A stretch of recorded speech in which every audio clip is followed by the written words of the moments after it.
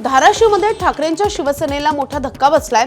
एकनाथ शिंदे यांच्या शिवसेनेनं कळंब, भूम, परंडा, उमरगा या 4 ठिकाणी विजय मिळवलाय। तसेच भाजपचे तुळजापूर, नळदुर्ग, मुरुम या 3 ठिकाणी नगराध्यक्षपदाचे उमेदवार विजयी झालेत।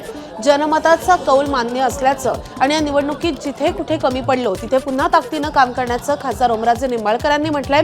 पराभूत उमेदवारांनी हताश होऊ नये असं आवाहन त्यांनी केलंय। अर्थकारणाची ताकद आपल्याकडे नाही आणि त्यामुळे मनातून कामातून आपल्याला माणसं जोडावी लागतील असंही त्यांनी नमूद केलंय।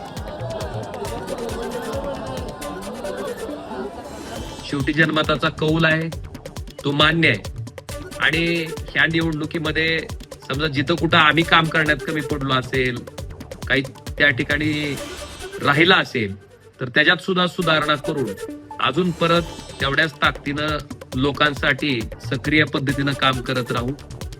जे उमेदवार ह्या निवडणुकीमध्ये नगराध्यक्ष पदाचे आणि नगरसेवक पदाचे पराभूत झाले त्यांच्यासाठी सुद्धा माझी कळकळीची विनंती आहे की आपण हताश निराश होऊ नका।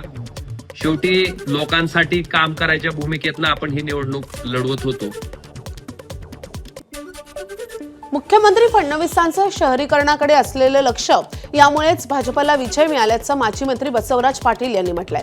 बसवराज पाटील यांच्या नेतृत्वात धाराशिवच्या मुरुमसह लातूरमधील 4 नगर परिषदांमध्ये भाजपनं विजय मिळवलाय। 40 वर्षात पहिल्यांदाच मुरुम नगर परिषदेवर कमळ फुललंय। तसंच नगर परिषदेपेक्षा महानगरपालिका आणि जिल्हा परिषदेमध्येही मोठा विजय मिळेल असा विश्वासही त्यांनी व्यक्त केलाय। या ठिकाणी आमचे बंधू जे बापराव पाटील निवडून आले ते पूर्वीपासून या शहराच्या विकासामध्ये त्यांचं जास्तीत जास्त लक्ष राहिलेलं आहे आणि आता लोकांनी त्यांना परत नगराध्यक्ष म्हणून संधी दिलेली आणि मला खात्री आहे की सरकार आमच्या मुख्यमंत्र्यांचं आमच्याकडे पूर्ण लक्ष आहे।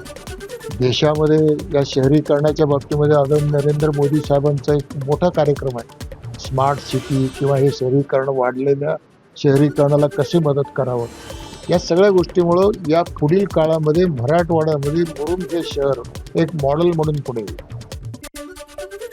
भंडाऱ्याच्या तुमसरमध्ये रात्री 2 ठिकाणी राडा झालाय। राड्यानंतर काही काळ तणावाचं वातावरण निर्माण झालं होतं। तुमसरच्या प्रभाग क्रमांक 6 मधून अपक्ष उमेदवार सोनिया धुर्वे यांचा विजय झाला होता। याच प्रभागातील पराभूत भाजप उमेदवार वासुदेव सरडे यांचा मुलगा सौरभ सरडे यानं काही तरुणांना मारहाण केलेली होती। तर दुसऱ्या घटनेत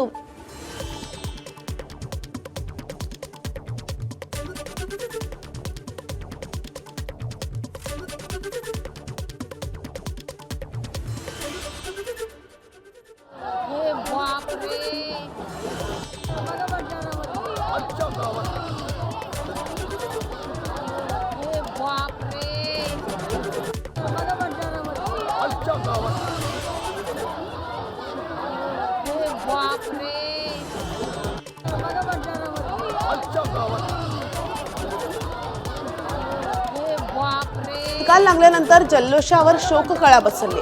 खंडोबा गडाच्या पहिल्या पायरीवर भाविक आणि कार्यकर्त्यांनी भंडारा अर्पण करताना अचानक भीषण भडका उडून 16 जण गंभीर जखमी झालेत। जखमींमध्ये 2 नव्यानं निवडून आलेल्या राष्ट्रवादी काँग्रेसच्या नगरसेवकांसह अनेक महिला आणि तरुणांचा समावेश आहे।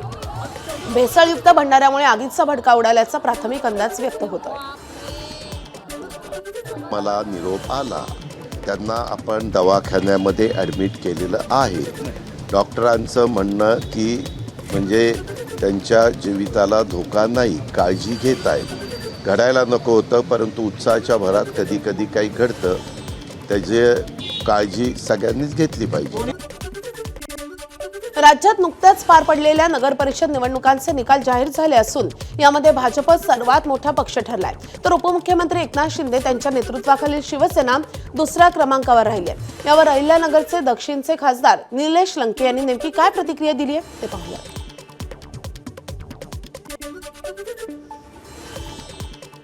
राजकारणात येऊनही समाजसेवा करता येते आणि शहराचा कायापालट करता येतो हा विश्वास उराशी बाळगून पैठणच्या 22 वर्षांच्या स्नेहल धुपे यांनी नगरसेवक पदाच्या निवडणुकीत दणदणीत विजय मिळवलाय।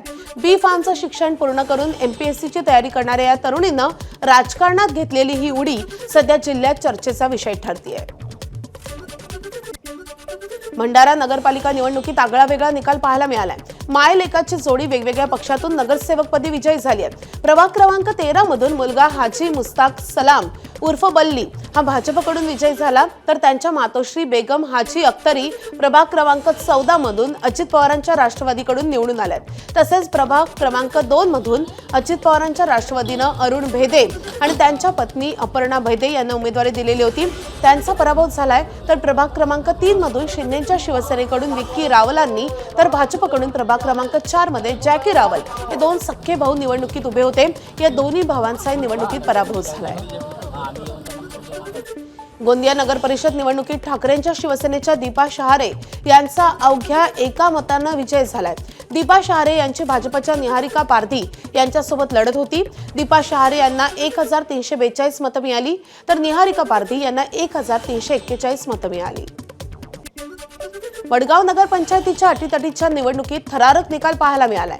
राष्ट्रवादीच्या सुनीता ढोरे अवघ्या एका मतानं विजयी झाल्यात, तर भाजपच्या पूजा आणि आतिश ढोरे यांना एका मतानं पराभव स्वीकारावा लागलाय. सुनीता ढोरे यांना 323 मतं, तर पूजा ढोरे यांना 322 मतं पडली. नांदेडच्या मुदखेड नगर परिषदेत प्रभाग क्रमांक 3 मधील उमेदवार एका मतानं विजयी झालाय. प्रेमला पांचाळ असं विजयी उमेदवाराचं नाव आहे. त्यांनी भाजपच्या तिकिटावर निवडणूक लढवली होती, तर त्यांच्या विरोधात राष्ट्रवादीच्या उमेदवार होत्या. पांचाळ यांना 779 तर राष्ट्रवादीच्या उमेदवाराला 778 इतकी मतं मिळाली. लोकशाहीत एका मताची किंमत काय असते याचा प्रत्यय गडचिरोलीत आलाय. काँग्रेसचे प्रभाग क्रमांक 4 ब मधील श्रीकांत देशमुख यांनी भाजपचे संजय मांडगोडगे यांना एका मतानं धक्कादायक पराभूत केलंय. या अटीतटीच्या लढतीत श्रीकांत देशमुख यांना 717 मतं पडली आहेत, तर संजय मांडगोडे यांना 716 मतांवर समाधान मानावं लागलंय. अवघ्या एका मतानं विजय हुकल्यानं भाजप गोटात शांतता पसरली, तर काँग्रेस कार्यकर्त्यांनी एकच जल्लोष केलाय. पराभूत उमेदवार मांडवगडे यांनी निकालावर आक्षेप घेत फेरमतमोजणीची मागणी केली. मात्र निवडणूक निर्णय अधिकाऱ्यांनी सर्व प्रक्रिया कायदेशीर असल्याचं स्पष्ट करत निकाल जाहीर करून टाकलाय. मंत्री शिवेंद्रसिंहराजे भोसले यांच्या नेतृत्वाखाली सातारा नगरपालिका निवडणुकीत भारतीय जनता पक्षानं ऐतिहासिक विजय नोंदवत प्रचंड बहुमतानं सत्ता स्थापित केली. भाजपचे उमेदवार अमोल मोहिते यांनी तब्बल 42,000 मतांच्या फरकानं विजय मिळवत विरोधकांचा चितपट केलाय. या निवडणुकीत श्री अमोल मोहिते यांना 57,596 मतं पडली आहेत, तर राष्ट्रवादी काँग्रेसच्या शरद पवार गटाच्या उमेदवार श्रीमती सुवर्णादेवी पाटील यांना अवघी 15,556 मतं मिळालेत. हा फरक इतका मोठा आहे की तो विधानसभा निवडणुकीत एखाद्या उमेदवारालाही लाजवेल अशी चर्चा सध्या शहरामध्ये सुरू आहे. उदयनराजे भोसले यांचे निकटवर्तीय नगरसेवक मनोज शेंडे हे सातारा नगरपालिकेत निवडून आलेत. यानंतर त्यांच्या प्रभागातील महिलांनी त्यांना दुग्धाभिषेक घातलाय. या दरम्यान नगरसेवक मनोज शेंडे थोडे भावनिक देखील झाले होते. एबीपी माझा, उघडा डोळे बघा नीट.